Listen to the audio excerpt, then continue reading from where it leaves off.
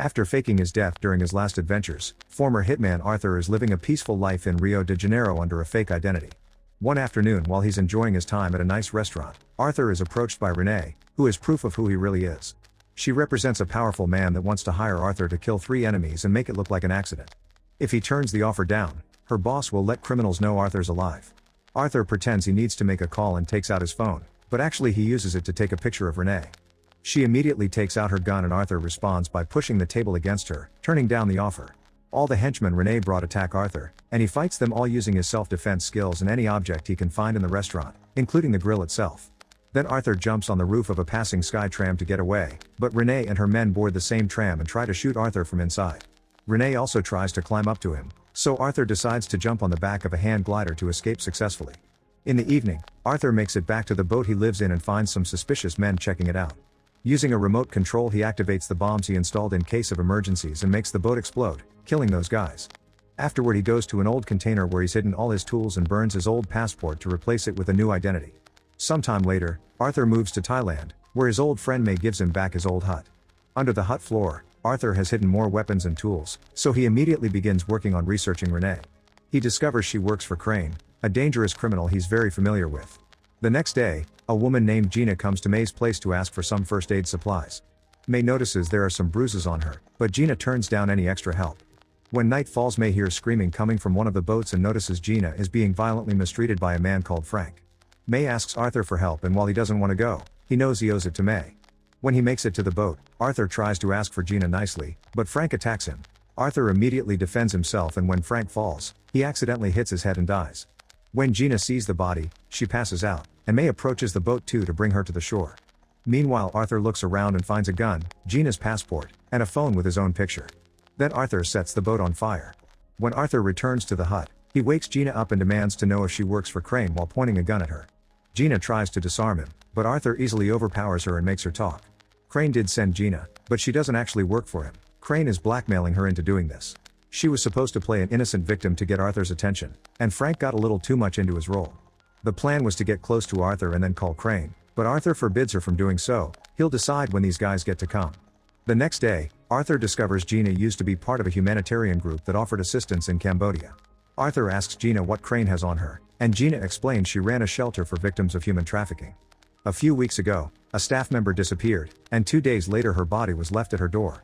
Crane sent a henchman that would kill the kids if Gina didn't accept to do this mission for him. Later, Arthur notices a boat nearby with men looking at the shore. They probably were sent by Crane, so Arthur walks around hand in hand with Gina to make them think her mission is going well. May notices this and puts them together through some old Thai traditions at the party she's throwing, and Arthur and Gina end up having lots of fun together. In the evening, Gina apologizes to Arthur for getting him into this mess. Arthur explains he understands because he was an orphan too. He was sold to a gangster that trained child soldiers, and Crane was there too. While Arthur escaped, Crane didn't, and Arthur thinks they blamed Crane for it and now he wants revenge. Then Gina and Arthur kiss and spend the night together. Afterward, Arthur promises Gina he's been arranging everything for her to escape without endangering the kids.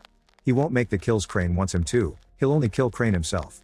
Arthur also gifts Gina his father's watch, the only memory he has of the man. The next morning, a group of policemen arrives at the beach, but Gina recognizes one of them as Crane's man.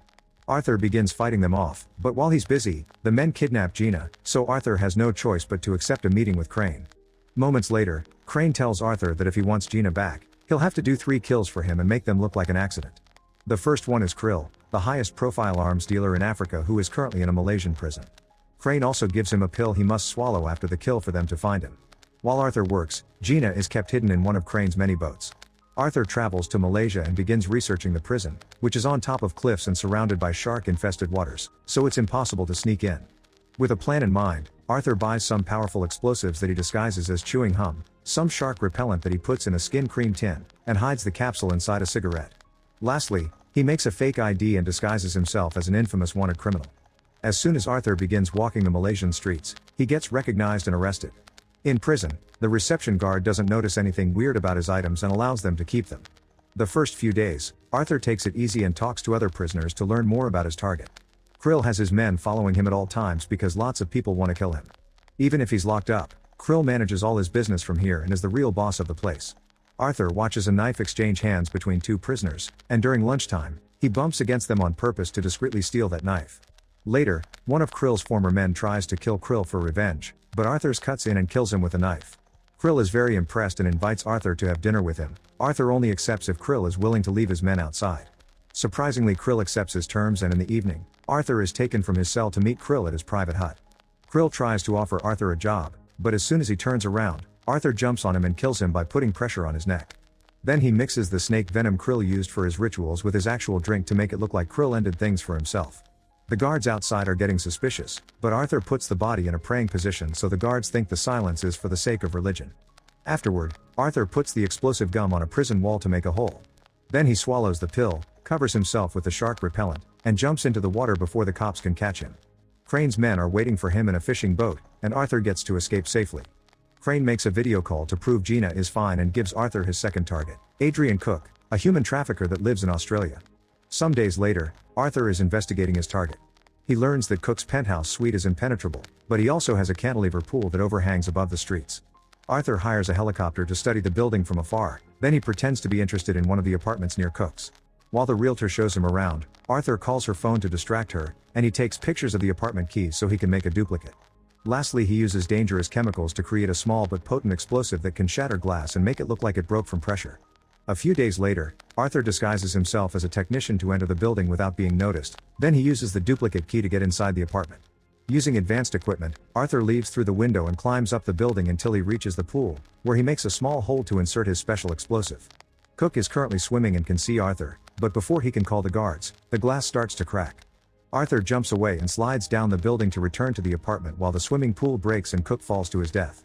Crane sees Cook's death on the news and orders his men to get things ready for the next video call. Gina notices they make her sit near a window that happens to show the boat's hull number, so she moves the camera to put the window on the frame. When the call starts, Gina raises her hand to show Arthur the watch as a way to make him look at the number. As soon as the henchman notices, he ends the call, but Arthur manages to get the number and uses it to find the location of the boat. Later, Arthur makes a helicopter follow Crane's boat, and he jumps into the water with a bag full of special equipment. After hiding the bag under the boat, Arthur sneaks aboard and begins killing every man he comes across. Unfortunately, he's seen and Arthur finds himself in a hand-to-hand fight against a bunch of thugs while Gina is taken out of the room. She tries to defend herself, but her basic skills aren't enough and she's put in a helicopter. Arthur jumps on one of the guards and takes his grenade to knock out the thugs that are after him, using the guy as a shield at the same time. Sadly, more men arrive and tase him to capture him. Moments later, Gina and Arthur are taken to another boat, where Crane confesses he knew Arthur would try this because he can't help himself, but he still has to do the third kill. After Crane leaves, Arthur beats up the guards instead of letting them take him away properly. Then he jumps into the water where he retrieves his equipment, which includes an oxygen tank and a small engine that allows him to escape safely. A few days later, Arthur is in Bulgaria, where he gets the details of the last kill, Max Adams, an American arms dealer. Arthur begins doing his research and realizes that Adams has Max Security Fortress where he keeps submarines with intercontinental ballistic missiles. He also realizes that these kills are Crane's attempt at getting rid of all his competition in arm dealing, which makes him have second thoughts. Sometime later, Arthur shoots at one of Adams' guards from afar, then he sneaks onto the roof of a hospital to hide in the emergency helicopter. The pilot flies to Adams' fortress to check on the fallen soldier, and while everyone is distracted, Arthur gets to enter the building. Inside, he installs a jammer to ruin the security cameras, then begins taking down any guard he sees. Soon the building is put under alert and the henchmen escort Adams to his panic room. Arthur delays them by making the elevator malfunction. By the time Adams makes it to his room, Arthur is already there waiting for him. However, Arthur doesn't shoot. Instead, he offers Adams to work together to bring down Crane. Arthur's plan begins with Adams faking his own death. Sometime later, Adams is checking his submarines and when he walks on a bridge, a bomb explodes. Arthur is ready underwater and shares an oxygen tank with Adams to get him away to a beach. Crane sees the explosion on TV, where the news announce Adams was buried in the water under a bunch of debris. At that moment, Arthur calls him to inform him of the third kill, but Crane won't believe him until he sees the body. Arthur promises the body can be found underwater, so after hanging up, Crane sends his men to find Adams' body and kill Arthur. Meanwhile, Arthur returns to the submarine pen and prepares a bunch of traps in advance. When Crane's henchmen arrive, one by one they fall into the traps and die, and those who don't are killed by Arthur from the shadows. Crane realizes Arthur is coming for him next and puts Gina outside as bait. Arthur travels underwater and reaches the boat to immediately begin killing every guard on site. Crane sees him on the security footage and orders his men to bring Gina back inside right before Arthur destroys the cameras. Gina tries to fight the guard that grabbed her and ends up with a wound on her stomach, then the guard pushes her into the jacuzzi for Crane to grab her next. While Arthur continues to fight the guards, Crane takes Gina inside and activates an explosive hidden in the boat. Then he leaves to try to escape in his rescue boat. Just a second later Arthur finds Gina and learns about the bomb, so Arthur puts Gina in an emergency release pod and sends her away. Afterward Arthur goes after Crane, killing the last few guards before a hand-to-hand fight ensues. Crane puts his hands on the anchor chain and uses it to capture Arthur by his leg, but Arthur takes advantage of its length and uses it to tie Crane to the boat. Crane laughs because Arthur took too long and he'll die too, but Arthur doesn't look too worried and he runs inside right before the bomb explodes. Gina watches the boat blow into pieces and catch on fire, and cries for Arthur's death. At least the explosion gave away their position and she's rescued by the Coast Guard. Adams also watches from the shore and thinks there's something weird about the boat pieces that are being brought from the sea. He also notices a security camera nearby. Some weeks later, Gina is back in Cambodia with the kids, and she writes to May to thank her for her donation of a water filter.